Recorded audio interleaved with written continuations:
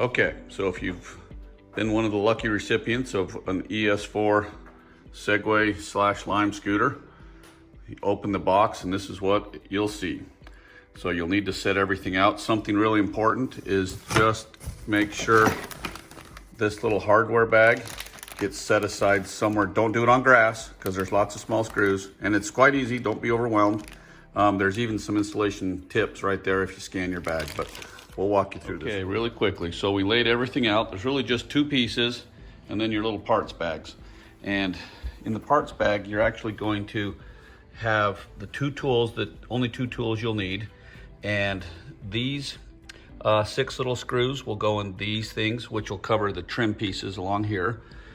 These are the brackets that hold this onto the foot plate. Those will be what go in the bracket. These are little plugs that go in. There's only 4 of them because they go the 4 there. The other ones will be covered with this little red reflective tape, so you don't need a hole there. And then these 4 little small guys, you can take this out. This almost looks like it should be there, but that's what's covering the Lime logo. And I don't think this bracket is as sturdy as having it out. So we're gonna remove this. And when you do, these screws will be too long. So you have to replace those screws with these shorter little screws right here. Okay, when the two pieces go together, you need to make sure that this wire, which may be on the upside up here, you need to make sure it comes out the bottom side, and it'll be easy to see how they line up. Just plug those 2 plugs in there and then you'll slide the sleeve up onto the neck. When you're plugging these together, each piece has an arrow on it and you just have to line the arrows up. So see how Trevor's spinning this around?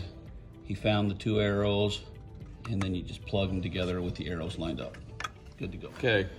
Now, a very important step, when you go to slide this on, once they're plugged in, you need to make sure, have the wires in the middle there, that they're underneath the backside, but you need to make sure they don't get sheared or pinched as you slide this foot plate sleeve on. So just kind of slides right into place pretty smoothly, and you'll know when you bottom out, but just make sure you don't have any screws in the way along the way. Once you've slid the foot plate on, you just grab the brackets, of which there'll be 1 for each side. And there's actually a left and a right. So that's the right one there. And we found this out the hard way last time, have the R for the right side up. You have to have it right side up because there's gonna be these screw spots that'll come into play later for the cover. So Trevor's got that in the right spot. And then it's the 2 of these bigger screws per side. You just screw those on and we'll be back in a minute. Okay, once those brackets are in place for the foot plate, you're ready to just put the little trim pieces on. These trim pieces, which I showed you before, will just go 1 on each side. You'll kind of put them in place like that and they'll screw into place with the smaller little screws here. And then you'll put there's 2 pieces of reflective tape that are both on here. It's hard to tell, but there's 2 pieces. And you'll peel them off and stick 1 on each side right there, which we'll do now. So everything's put in, the trim plates are on, the reflector tape's on, the 2 plugs per side are on. As an FYI, this little grip tape is covering up, this would say Lime, and this would say $1 to rent, but it's just kind of letting people know it's not for rent, it's yours and to stay away. So next, you simply take all of this wrap off, and we're going to loosen the screws on either side, and we're going to take this protective plate off. Well, it's not really protective, it's just covering up the fact that it's a Lime scooter. So you could leave that on there if you don't want it to show Lime. I don't think this is as sturdy. I think this was an afterthought to just cover it up, but when you take it off, you're going to be exposed to, this Lime paraphernalia. And it's screen printed on. It's not a sticker you're going to remove. So you can think of ways like, I bought some reflective tape for mine at my house and I just covered some of it up with red reflective tape, but you can think of something to do there. So next to the shrine to the angels, we have finished a couple of scoots. So I wanted to show you a couple things. To turn it on, you simply push this button and let go, and you're on just like that. S stands for sport mode. So if you take it out of sport mode, with the app, you can limit the top speed. to maybe 10 if you want your kids to ride it, or even less. This means it's looking for a phone to connect to, because you can do a lot of things from the app. I'll show you that in 1 second. But the other thing I want you to see, oh, last item, this usually comes folded down, and you have to lift it up, and you can spin this around to where you like it, but I like the bell about right there. Anyway, the last thing is, you can see there's a headlight on the front there. To turn the headlight on, you simply touch that button one more time, and it will kick the headlight on. You can see that headlight on. So double click, it changes the mode. Oh, and to double click, you can come in and out of sport mode. So double click the power, there's sport mode. So I like the red. The red's the fastest. And one last thing, let me show you the app. Trevor, put your phone here with the picture of that app, will you? Here's what the app looks like that you can go get. Segway-Ninebot is what it's called. And when you launch it, it's going to look for a device. And there's something very important.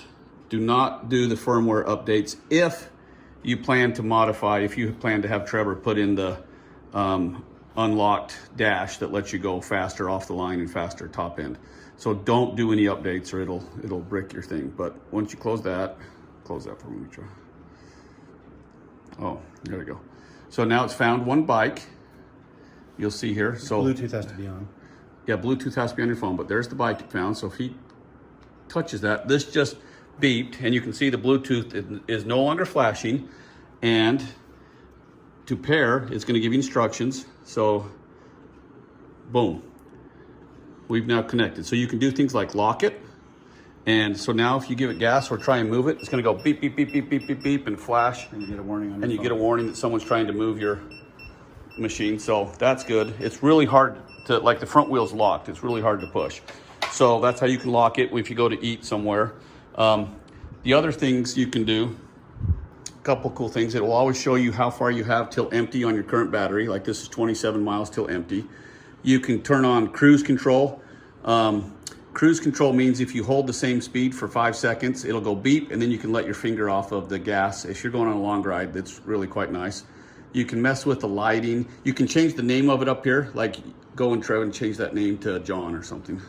You can change the name, so if you have multiple scooters, you'll know which one you're connecting to with your phone. Successfully modified. So this one now says John.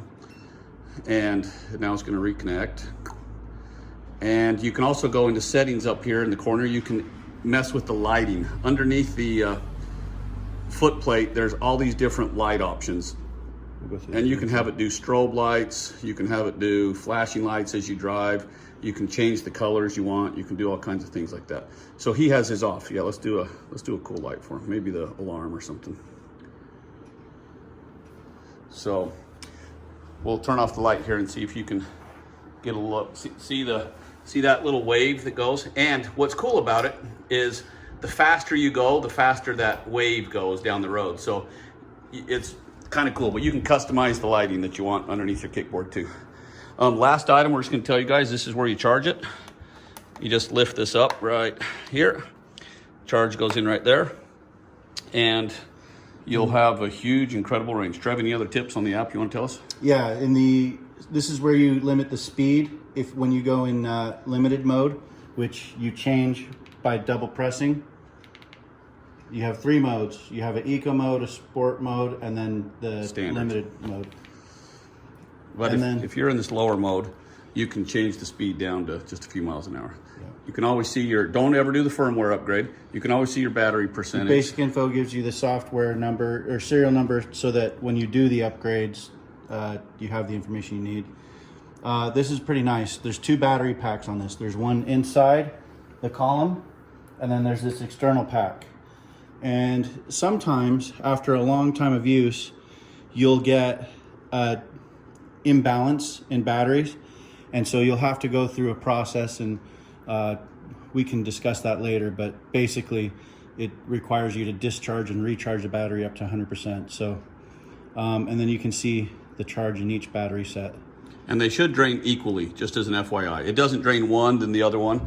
They stay in balance. So if one shows 95% battery left, the other one should be within 1% of that, if you were to look at it. But they go forever. I've never even come close. I've been on. Okay, last item I want to point out. You basically, with these 2 Allen wrenches, you can tighten all the screws on the bike. Keep these handy And every once in a while, it would be smart just to check the torque on those and those. These are already in place. You know, you didn't have to do anything with those, but I still think it'd be smart to check those. Every once in a while, check these. You know, if your handlebars start to get a little loose at all, you'll want those tight. And another thing, this has a shock. So when you approach like a driveway or something, as you're going, you can just pull up right before you get to the driveway, and it'll lighten the brunt of the blow on this, or you can even pull apart enough to get the wheel up in the air. But if you ever hit something really hard, this will bottom out, and it makes kind of a loud clank, and you'll wonder, what in the world did I just break? But all that is this shock bottoming out, and you'll hear a little clank in there. So it's not a big deal. The brake, you'll need to step on this to stop really fast. This fender will go down and hit. Your standard brake is a regenerative brake that captures energy. So it's not the greatest brake in the world if you had to stop fast. 99% of the time, this is totally fine. But if you had to stop fast, use that and step on the back brake at the same time. And last safety tip, do not let go of the handlebars. When I first had mine, I was going through my neighborhood and someone waved at me and I let go to wave. And this immediately is so small that it turned and, you know, I went off and I was able to just kind of step off and be okay. But if I'd been going faster, it would have been bad. So just learn to nod to people. Do not let go of the steering wheel. Keep both hands on the wheel. Okay, last item. My brother John here is putting this video together for us, all of my little clips. But I just remembered I wanted to tell everyone, the gas will not work on the bike unless you are in motion. It's a kind of a safety device, one, and a battery saving device perhaps too. But you just have to give it a little push start with your foot, and as long as you're in motion, then you can give it gas. And if you give it gas beforehand and then try and push it, it still won't work. You have to have the gas completely off, be in motion, and then give it gas and you'll take off from there. Thanks, Mike.